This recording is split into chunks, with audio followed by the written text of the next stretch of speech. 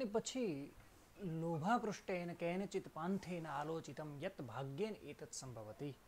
તો કોઈ એક લોભી મુસાફરે વિચાર્યું કે આ તો ભાગ્યથી સંભવ છે, પરંતુ પોતાની જાત સાથે વાર્તાલાપ થઈ રહ્યો છે, એટલે પોતાની જાતને પછી સમજાવે છે. કિંતુ કહે છે કે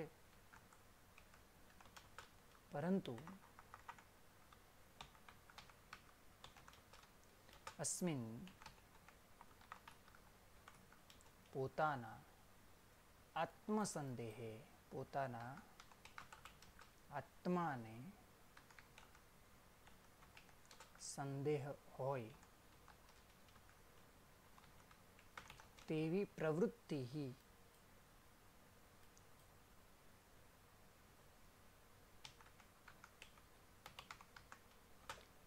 પ્રવૃત્તિ વિધેયા કરવી જોઈએ. ન એટલે નહીં, પરંતુ પોતાના આત્માને સંદેહ હોય તેવી પ્રવૃત્તિ કરવી જોઈએ નહીં. કિંતુ અસ્મિન આત્મસંદેહ પ્રવૃત્તિ ન વિધેયા. અહીંયાથી આ એક સંદર્ભ છે અગત્યનો મિત્રો, પૂછી શકાય તેવો છે. આટલો યતઃનું ગુજરાતી થશે કેમ કે. યતઃ એટલે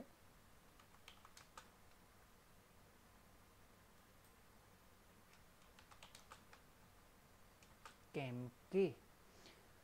તો આ ભાગ્યથી સંભવ છે એવું તો બરાબર છે તમે કહ્યું, પરંતુ કંઈ પોતાના આત્માના સંદેહ હોય, જ્યાં પોતાના જીવનું જોખમ હોય એવી પ્રવૃત્તિ કરાય નહીં. કેમ કે આટલું લખીને આગળ વધીએ છીએ. કેમ કે હવે અહીં એક સંધિ છે મિત્રો, કહે છે કે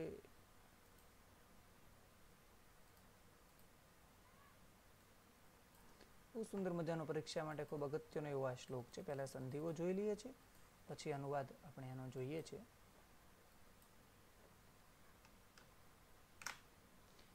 કે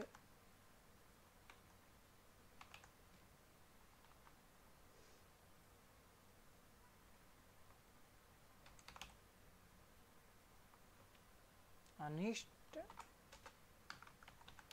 આદિ इष्ट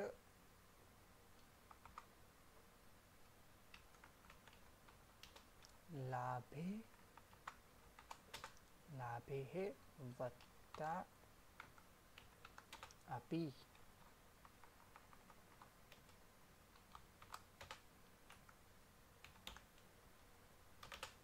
એટલે કે અહીંયા પણ હજી સંધિ છે, આપણે સાથે જોઈ લઈએ છીએ.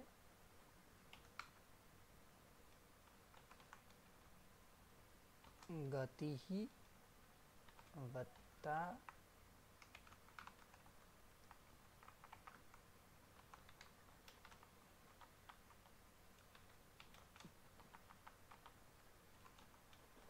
જાયતે.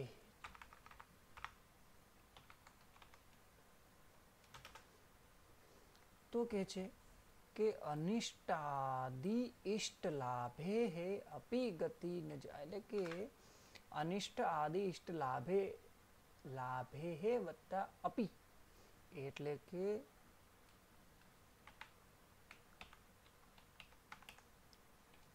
અનિષ્ટ વગેરેથી ઇષ્ટ લાભ થાય તો પણ, જો અનિષ્ટ આદિ અનિષ્ટ વગેરેથી ઇષ્ટ લાભ થાય અપી તો પણ, કૌંસમાં તેની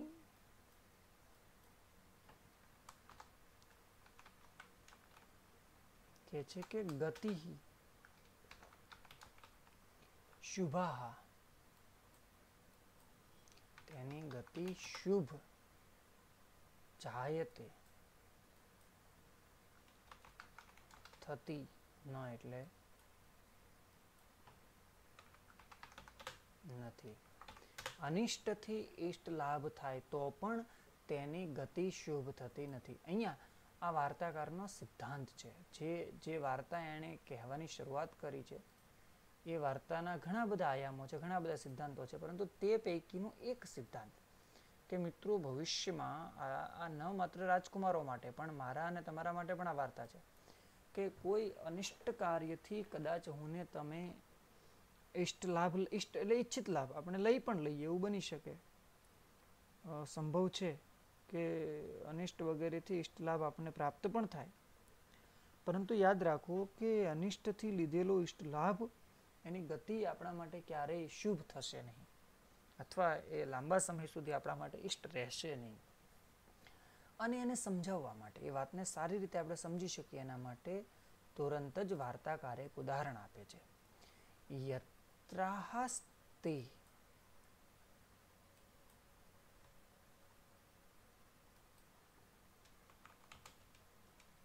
જેમ તે વિષ સંસર્ગો હો, જેમ તે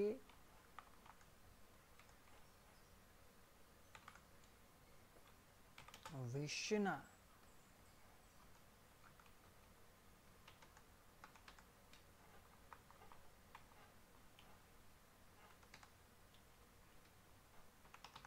સંસર્ગથી અમૃત તદપી અમૃત પણ મૃત્યુવે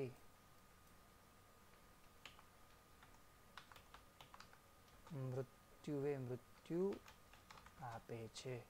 હવે તદપી તો પણ જેમ તે વિષના સંસર્ગથી અમૃત હોવા છતાં પણ એમ તમે અનુવાદ કરી શકો, અમૃત હોવા છતાં પણ મૃત્યુ આપે છે. પણ એના કરતાં તમને આ સીધું પડશે કે જેમ તે વિષના સંસર્ગથી અમૃત પણ મૃત્યુ આપે છે. આ અનુવાદ તમને સીધો પડે એવું છે. અહીંયા પણ આ એક એક્ઝામ્પલ છે ઉપરના સિદ્ધાંતને સમજાવવા માટે કે તમે અનિષ્ટથી ઇષ્ટ લાભ મેળવી તો શકો છો, પરંતુ અનિષ્ટથી ઇષ્ટ જે લાભ તમને મળ્યો છે એની ગતિ તમારા માટે શુભ થશે નહીં. એ વાત આખી અહીંયા ઉદાહરણ દ્વારા એને સમજાવી છે કે જેવી રીતે તમે અમૃત તમારી પાસે છે જે જીવન આપનારું છે, જીવનમાં તમને મૃત્યુથી બચાવનારું છે, એ પણ અમૃત પણ વિષના સંસર્ગમાં આવશે તો વિષના સંસર્ગમાં આવ્યા પછી અમૃત પણ તમારા મૃત્યુનું કારણ બની જશે. સેમ એ જ પ્રકારે, સેમ એ જ રીતે અનિષ્ટથી તમને તમારી ઇષ્ટની પ્રાપ્તિ થતી હશે તો પણ એ તમને લાભ આપી શકશે નહીં. તો આને તમે સરળતાથી એમ સમજી શકો કે સાહેબ દૂધ જે છે એ દૂધના પાત્રમાં તમે 2-3 ટીપા છાશ નાખી દેશો તો દૂધ હોવા છતાં પણ એ ખરાબ થઈ જશે અથવા છાશના અથવા દહીંના રૂપમાં પરિવર્તિત થઈ જશે. પરંતુ છાશનું જે પાત્ર ભરેલું છે એની અંદર તમે 3-4 ટીપા દૂધ નાખશો તો કંઈ દૂધ નહીં બને. એવી જ રીતે અમૃતમાં તમે વિષ ભેળવશો તો અમૃત વિષ બની જશે, પણ વિષમાં તમે અમૃત ભેળવશો તો એ વિષ છે અમૃત બનવાનું નથી. એવી રીતે તમે અનિષ્ટથી ઇષ્ટ મેળવો તો ઇષ્ટ પણ અનિષ્ટ બની જશે, પરંતુ તમે અનિષ્ટની અંદર ઇષ્ટ ભેળવશો તો પણ એ ઇષ્ટ બનવાનું નથી, એટલે સારું ઇષ્ટ ઈચ્છિત બનવાનું નથી. તો આ મૂળ જે આ ઓલો મુસાફર છે જે આપણે લુબ્ધ પથિક છે એ પોતાની જાત સાથે ચર્ચા કરે છે અને બે મુદ્દાઓ સરસ મજાને એને મૂક્યા. પણ ફરી પાછો પોતાની જાતને છેતરવા માટે તમે જુઓ કે ફરી પાછો એક નવો મુદ્દો લઈને આપણી સમક્ષ આવવાનો છે. તો એક તો એણે પોતાની જાત સાથે ચર્ચા કરી લીધી છે અને હવે ફરી પાછો એ પોતાની જાતને આગળ સમજાવવા અને વાર્તાના સિદ્ધાંતો આપણી સુધી લાવવા માટે કહી રહ્યો છે. કિંતુ એટલે કે પરંતુ, કિંતુનું ગુજરાતી કિંતુ પણ ખોટું નથી. પરંતુ સર્વત્ર બધે જ અર્થાજન પ્રવૃત્તિઓ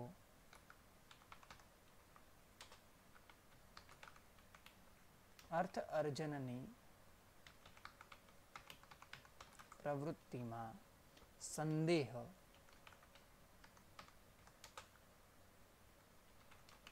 છે જ. ચ વત્તા ઉક્તમ તથા, ચ એટલે અહીંયા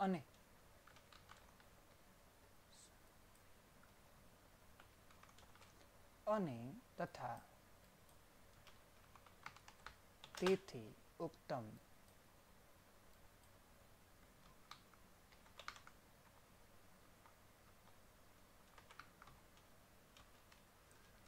અને તેથી કહેવાય છે અથવા તો કહેવાયું છે, અને તેથી કહેવાય છે. તો કિંતુ સર્વત્ર અર્થાર્જન પ્રવૃત્તે સંદેહ એવ, કોઈ પણ આર્થિક ઉપાર્જનની પ્રવૃત્તિ તમે શરૂ કરશો તો એમાં સંદેહ છે જ મિત્રો. કોઈ પણ પ્રવૃત્તિ એવી નથી કે જેની અંદર સંદેહ ના હોય. ઉદાહરણ તરીકે તમે કોઈ ધંધો નવો શરૂ કરો તો એની અંદર જોખમ તો છે જ. એમાં ઘણા બધા ફેક્ટરો કામ કરે છે, લોકોની પસંદ નાપસંદ, વાતાવરણ, બજારની અંદર માંગ, એની અંદર મળતી પ્રોડક્ટ્સ, આ બધું જ એ જોખમના આધારે આર્થિક ઉપાર્જનની પ્રવૃત્તિ એટલે અર્થાર્જનની પ્રવૃત્તિ થાય છે. એટલે જોખમ બધી જ છે. એટલે ઓલું કંકણ જે સોનાનું કહે છે કે ભોભો પાંતા ઇદમ સુવર્ણ કંકણમ ગૃહ્યતામ, આવું વ્યાઘ્ર કહી રહ્યો છે. તો ઇદમ સુવર્ણ કંકણમ ગૃહ્યતામ એવું જે વ્યાઘ્ર અહીંયા બોલી રહ્યો છે, એટલે મુસાફરને લાગ્યું કે આ તો કોઈ ભાગ્યથી સંભવ છે. પછી કહ્યું ના ના, આ પ્રવૃત્તિ તો ન કરાય, કેમ કે અસ્મિનાત્મ સંદેહ પ્રવૃત્તિ ન વિધિયા. પણ પાછું કહ્યું કે યતઃ, કેમ કે અનિષ્ટાદિષ્ટ લાભે અપી ન ગતિ જાયતે શુભાહ, અનિષ્ટથી ઇષ્ટ લાભ થાય તો પણ એની ગતિ શુભ થતી નથી. જેમ તે વિષના સંસર્ગથી અમૃત પણ મૃત્યુ આપે છે. ફરી પાછું એને કીધું કિંતુ સર્વત્ર અર્થાર્જન પ્રવૃત્તો સંદેહ એવ, પરંતુ બધે અર્થાર્જનની પ્રવૃત્તિમાં સંદેહ છે જ. તથા ચ ઉક્તમ, અને તેથી કહેવાય છે ન સંશયમ અનારોહ્ય. એટલે કે અહીંયા સંશયનો અર્થ આપણે હવે કરી નાખીએ છીએ જોખમ.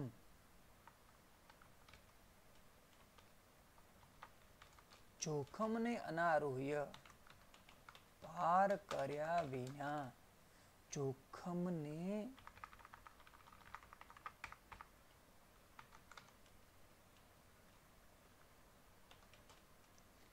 પાર કર્યા વિના મનુષ્ય ભદ્રાણી કલ્યાણને પશ્યતિ, જોતો, ન એટલે નથી. જોખમને પાર કર્યા વિના મનુષ્ય કલ્યાણને જોતો નથી. યદિ, જો, સંશયમ પુનઃ આરુહ્ય, જો સંશયમ જોખમને પુનઃ આરુહ્ય, પાર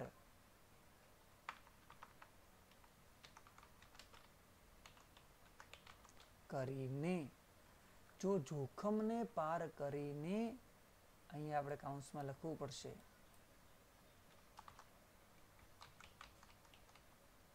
મનુષ્ય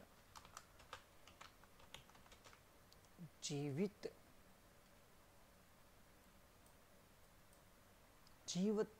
જીવિત રહે છે, તો ફરી પાછું અહીંયા કાઉન્સમાં તો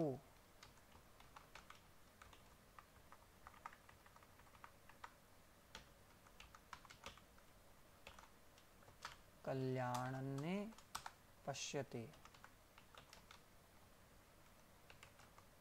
જુએ છે. તો સંશયમ અનારુહ્ય નરો ભદ્રાણી પશ્યતિ, જોખમને પાર કર્યા વિના મનુષ્ય કલ્યાણને જોતો નથી. જોખમને પાર કરીને જો મનુષ્ય જીવિત રહે છે, મનુષ્ય જીવિત રહે છે, તો કલ્યાણને જુએ છે. હવે મિત્રો તમને એવું થશે કે કલ્યાણને કાઉન્સમાં એટલા માટે ઉપરના વાક્યમાં ભદ્રાણી છે, અહીંયા નથી, અને ઉપરના વાક્યમાં નરો શબ્દ છે, અહીંયા નથી. એટલે આપણે મનુષ્ય અહીંયા કાઉન્સમાં મૂક્યું અને કલ્યાણને અહીંયા પણ આપણે કાઉન્સમાં રાખ્યું છે. તો આ બે રીતે તમે આ શ્લોકને બરાબર સમજવાનો અથવા સમજી શકતા હશો તો તમને સમજાઈ જશે. આ શ્લોક પણ આખો પરીક્ષા માટે આપણા માટે ખૂબ અગત્યનો છે અને આમાંથી વારંવાર કંઈ ને કંઈ તો પૂછાતું જ હોય છે. એ રીતે આ શ્લોક પણ આપણે ધ્યાનમાં રાખીશું. કિંતુ સર્વત્ર અર્થાર્જન પ્રવૃત્તો સંદેહ એવ, એટલે બધે જ જે છે અર્થ અર્જનની પ્રવૃત્તિમાં સંદેહ છે અને તેથી કહેવાય છે. હવે આ ઓલી જાહેરાત છે ને કે ડર કે આગે જીત હે, એ જાહેરાત વાળી વાત છે. પણ એ ભય કેટલો ખેડવાનો છે, જોખમ કેટલું ખેડવાનું છે કે છે કે જ્યાં જીવનું જોખમ હોય, જીવ સટાસટનો ખેલ હોય, એની આખી આ વાત છે. કે જો તમે એ જોખમ ખેડો અને જોખમ એટલું મોટું જોખમ ખેડો કે જ્યાં તમારા જીવનું જોખમ હોય અને પછી તમે જીવિત રહી જાઓ તો તમે કલ્યાણને જોઈ શકો છો. હવે આગળ વાત કરે છે ફરીથી કે યસ તન અનુરૂપિયામી તેમ અનુરૂપિયામી કહેવાય છે તાવત તેથી અથવા તો યસ તેમ કહેવાયું છે તાવત તેથી પ્રકાશમ મોટેથી બ્રુતેહે પ્રકાશમ મોટેથી બ્રુતેહે કહ્યું.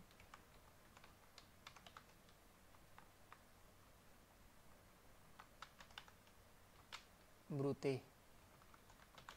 મોટેથી કહ્યું.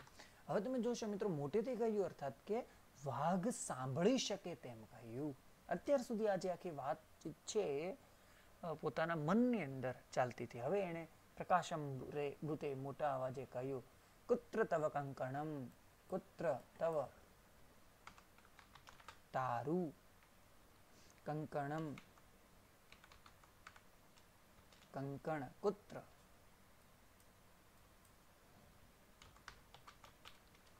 ક્યાં અથવા તો આ જે પ્રશ્નાર્થ છે અહીંયા આપણે લઈએ તારું કંકણ ક્યાં અથવા તો ક્યાં તારું કંકણ એમ કરીને ક્વેશ્ચન ટેગ અહીંયા પણ મૂકી શકાય છે. વ્યાઘ્ર વાઘ હસ્તમ હસ્તમનો અર્થ થાય છે હાથ પ્રસાર્ય લંબાવીને દર્શયતી બતાવે છે. તો વાઘ તો રાહે જ હતો કે આવો કોઈ લોભી વ્યક્તિ આવીને મારામાં ફસાય તો એનું કામ થઈ જાય એટલે વાઘે વ્યાઘ્ર હસ્તમ પ્રસાર્ય દર્શયતી એટલે વ્યાઘ્ર હસ્તમ પ્રસાર્ય દર્શયતી વાઘે હાથ લંબાવીને બતાવ્યો કે આ સોનાનું કંકણ છે. તો એક સંવાદ એક ડાયલોગ જે છે એ હવે અહીંયાથી શરૂ થાય છે મિત્રો.